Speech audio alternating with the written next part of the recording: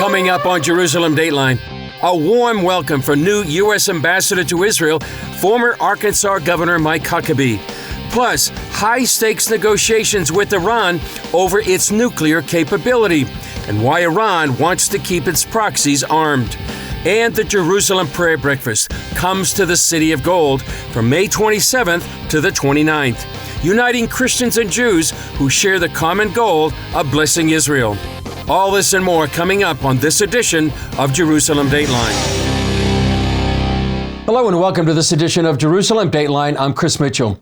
The U.S. and Iran held their second round of talks this past weekend about Iran's nuclear program. Many in Israel are concerned the talks may fall short of eliminating Iran's pursuit of nuclear weapons. Here's our report on that and other stories. This Saturday, the two delegations held indirect talks in the Omani embassy in Rome. Iran set forth its demands. Illegal sanctions against Iran must be lifted in a firm and verifiable manner, with guarantees to ensure their implementation. Iran keeping its technical and nuclear belongings is a must in this process. It's this demand that Iran keep its nuclear infrastructure intact that alarms Israel. Israel's Strategic Affairs Minister Ron Dermer and Mossad Chief David Barnea met with lead U.S. negotiator Steve Witkoff in Rome ahead of the talks to discuss Israel's concerns. Israeli officials are worried U.S. demands won't go far enough and demand Iran destroy any ability to enrich uranium to the point where it can be used in nuclear weapons. On Friday, Israeli Prime Minister Benjamin Netanyahu declared Israel's bottom line: Iran's nuclear program has to be destroyed, either peacefully or by military strikes. I am committed to preventing Iran from having nuclear weapons. I will not give in on this. Neither will I slacken or retreat on this, not even a millimeter.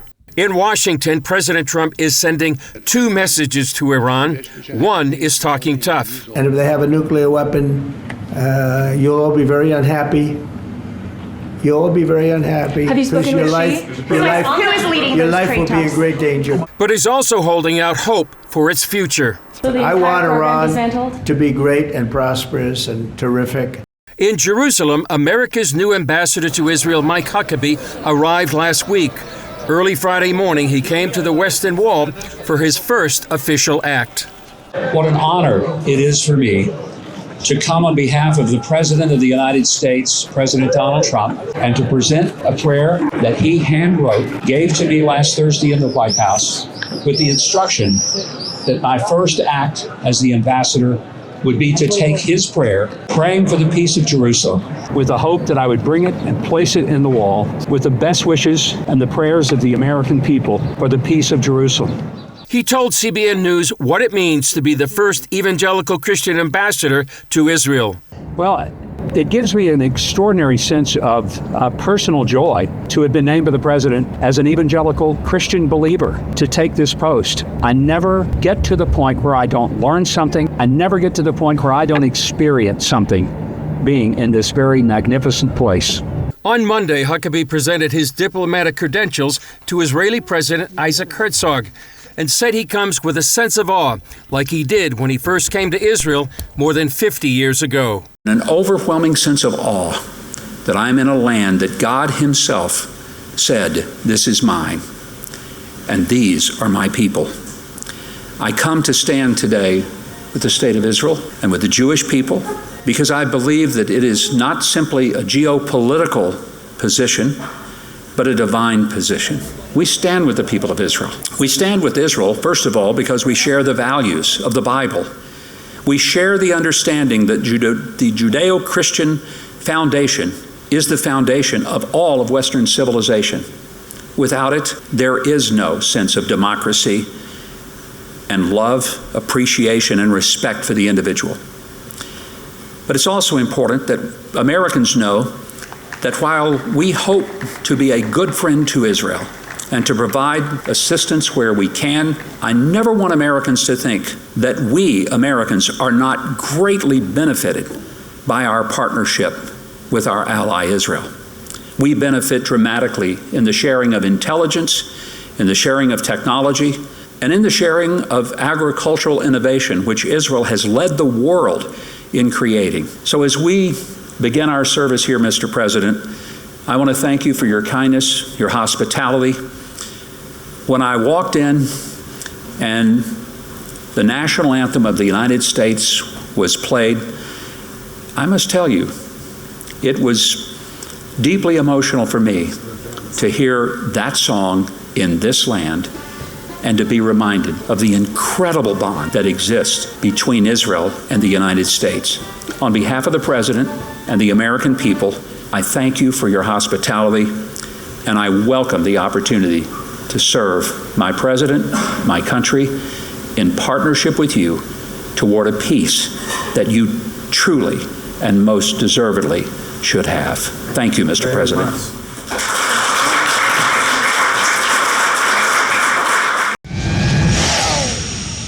Pro-Palestinian groups are calling for this day of rage today to protest the ongoing war in Gaza. Israeli officials warn that Jewish travelers around the world could be targeted and violently attacked, as they have been in recent months. They're advising travelers not to display Jewish symbols or signs and to stay away from protest areas. Here in the Middle East, in Gaza, Israel Defense Forces are launching what could be the final push against Hamas strongholds. Flares visible from Israel light up the night sky as the IDF prepares to strike enemy targets. The terrorists have been pushed into more isolated and shrinking enclaves. They're often hiding in the tent cities of Gaza's displaced civilians, putting those civilians at more risk than ever as the IDF goes after the terrorists. Over the past 72 hours, Israel's Air Force has struck 200 terror targets across Gaza.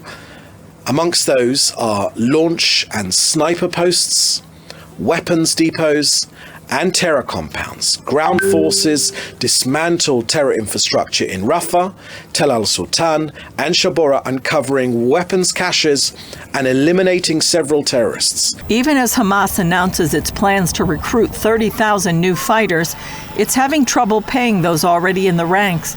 Hamas was making much of its money by stealing and then selling humanitarian aid, but that cash flow has been drying up since the IDF cut off aid deliveries several weeks ago. Some in Israel advocate ending the war to get the remaining hostages back. But Israel's prime minister says while the return of the hostages is a top priority and negotiations are still underway, Hamas must be crushed to prevent more hostages from being taken in the future. If we do not complete the destruction of Hamas military and governmental capabilities, the next October 7 and the next kidnappings are only a matter of time. Hamas says they will do it, they intend to do it, and they're working to do it. Julie Stahl, CBN News, Jerusalem. Coming up next, analysis about what the Middle East would look like if Iran got nuclear weapons.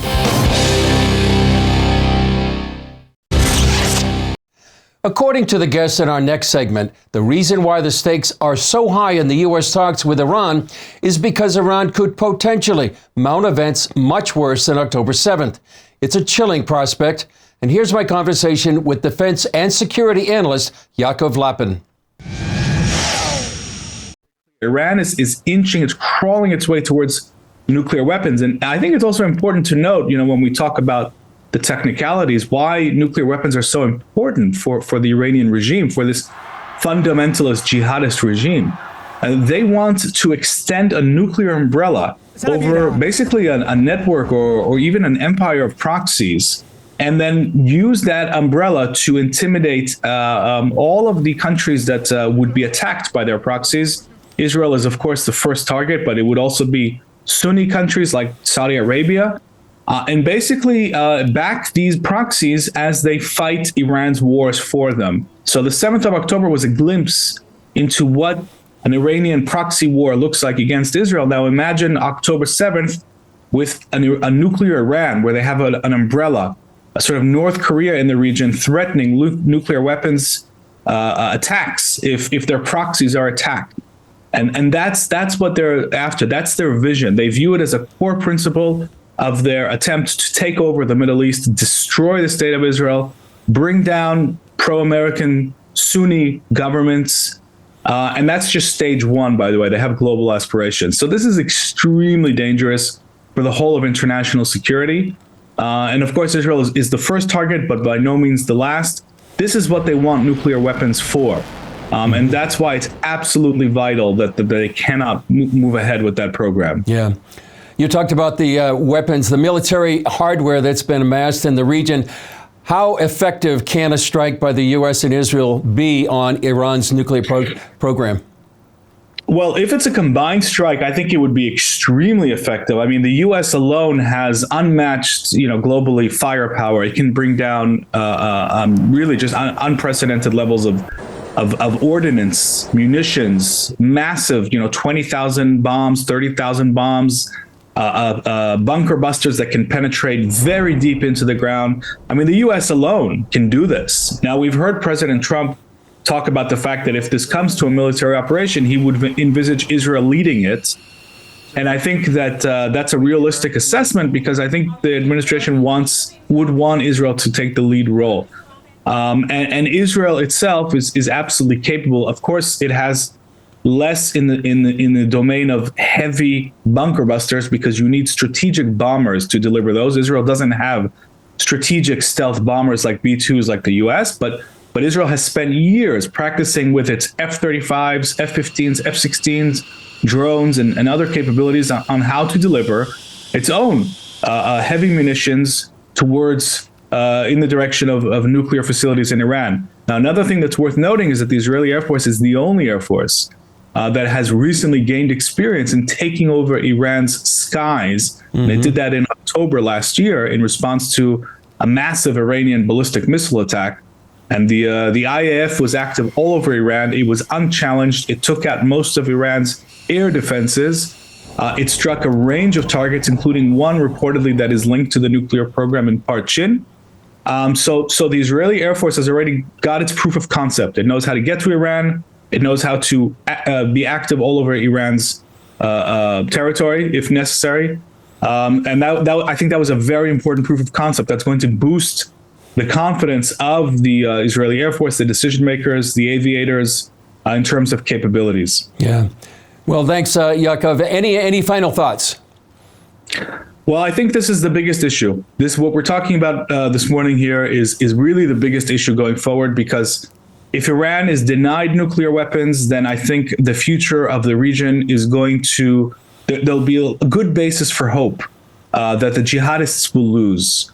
But if Iran is allowed through negligence or failure of policy to become a nuclear weapon state, I think that's going to have a multi-generational and catastrophic effect, first on the Middle East, and then it's going to spread out globally. Iran's going to link up with enemies of America, and we'll have a very dark and dangerous world. So a lot is hanging on this, and this is not just about Israeli security. It's first and foremost about Israeli security, but this is about the future of the world.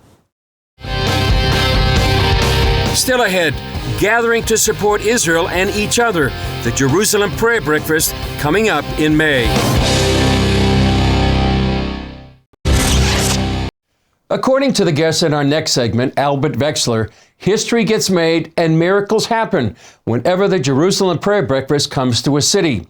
He's the Jerusalem Prayer Breakfast Director and visited our studios recently to fill us in on the upcoming event happening in the City of Gold in May. Albert Wexler, great to be with you again.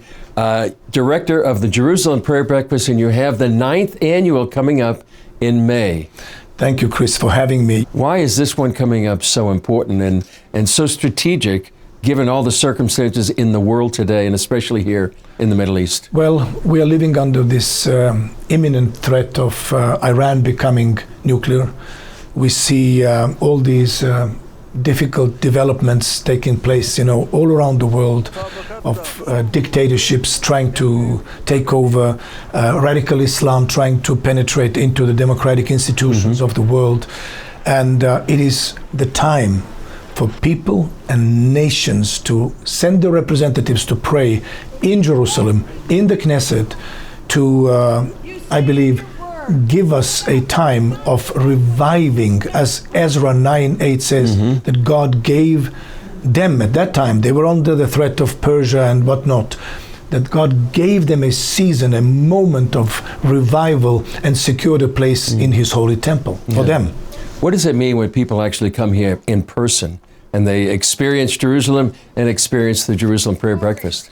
I believe it's nothing that one can actually experience similar to what one can experience while they come here, because experiencing Jerusalem and being in God's presence together with representatives of other nations, and we've had 60 to 70 nations represented throughout the years here in Jerusalem. It's something unique. It's biblical. Because God's word tells us to pray, towards the holy place here. There's things said by Solomon. God said to Solomon that his eyes and his ears will be here. Again, I know that God would hear prayer from Virginia, but there's something special about Jerusalem. Moreover, remember Daniel. Daniel, despite the threats to be thrown into the den of lions, was praying 3 times a day towards Jerusalem. Why? Because he had a revelation that 70 years of desolation of Jerusalem are ending. And so it was nothing automatic that brought on the steps or the set in motion the things that were about to happen. It was his prayer. And because of his prayer, he was persecuted. It was exactly the same time. It's interesting to notice Daniel 9 and 6 are both during the first year of Darius, the king. And so when he gets the revelation, he becomes persecuted, threatened not to pray for 30 days. So I thought, if the enemy threatens you not to pray for 30 days, that's exactly what I want to do. Yeah. I want to pray for 30 days. Yeah. Finally, Albert, how can people find out about the Jerusalem Prayer Breakfast? www.jerusalemprayerbreakfast.org. And there is a little button there, request an invitation. And we will always reply and send an invitation. Albert, we look forward to this coming up in May. And I'm glad you're coming. Planning on it. It's going to be powerful. God bless. When we come back, celebrating Resurrection Sunday at the sunrise service at the Garden Tomb. It's hard for any of us to imagine the upheaval Israeli families have endured since October 7th, especially those who evacuated their homes. Imagine if missiles rained down on your city and you had to flee for safety with your family. For months, that turned out to be more than a year. But thanks to the support of CBN partners, CBN Israel has been able to lend a hand to some of these families and help them get a sense of stability. Take a look. Mir and his family's home is only 10 miles from the Israeli-Gaza border. They remember the days following the October 7th attack.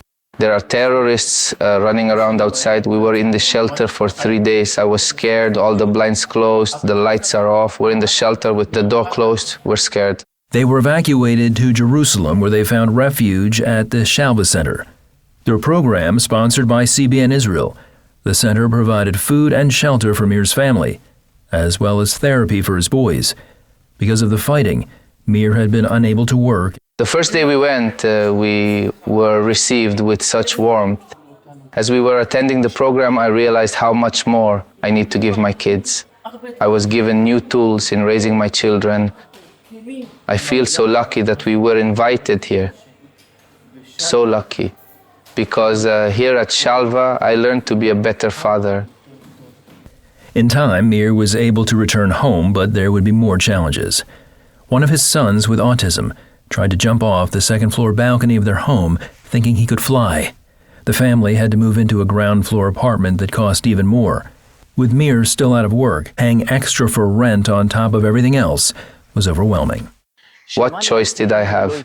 I can't take the chance and have my kid jump. I can't lose my child. Even though I don't have a job right now to cover my rent and provide for my family. If I can't give them a good living, no one else will either. CBN Israel stepped in to help and paid 6 months of Mir's rent up front. Any money that I am able to come up with that I don't have to give to my landlord is money that I can spend on therapies. I can get up tomorrow and know that I can give them something.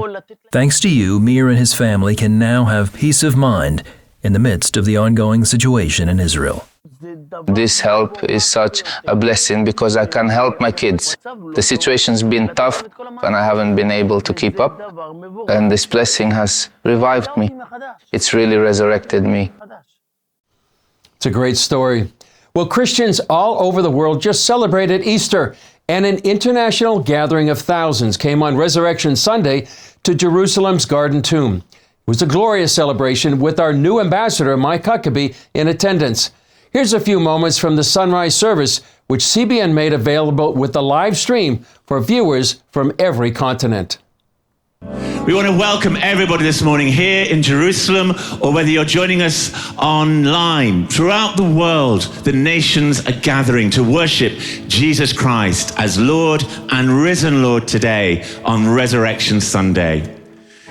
Then came the morning that sealed the promise. Your very body began to breathe. Out of the silence, the roaring lion declared the way has no pain or pain. Jesus Lord is the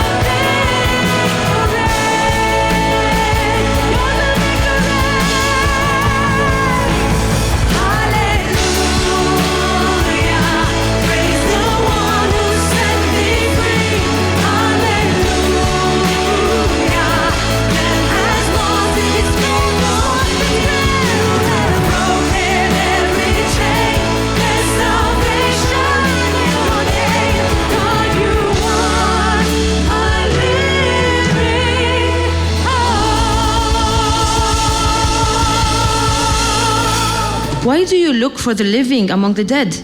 He is not here. He has risen. Blessed be your name when the sun's shining down on me, when the world all as it should be. Blessed be your name.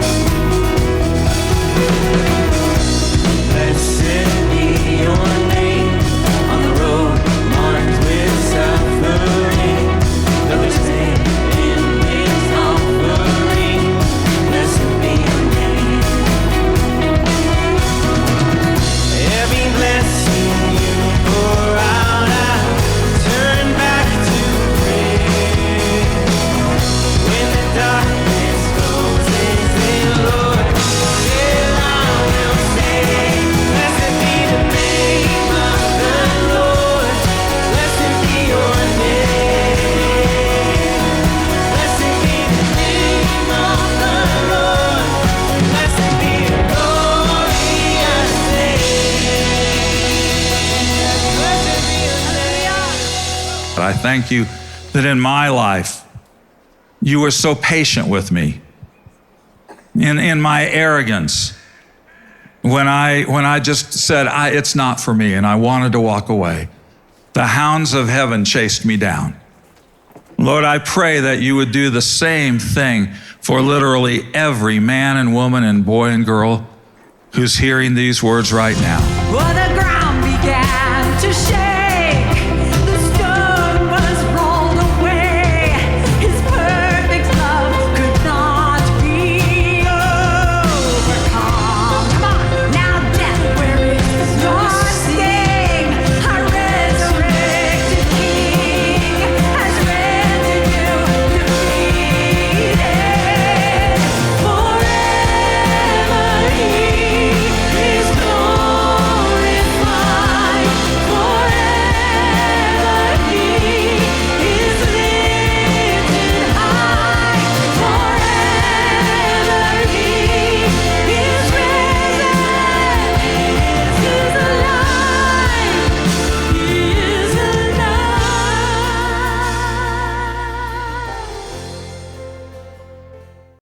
Well, what a stirring and inspirational service that morning at the Garden Tomb. Well, that's all for this edition of Jerusalem Dateline. Thanks for joining us. And please keep praying for the peace of Jerusalem, for the protection of IDF soldiers and all those caught in harm's way, and that all the hostages would come home soon. I'm Chris Mitchell. For all of us here at the Jerusalem Bureau, we'll see you next time at Jerusalem Dateline.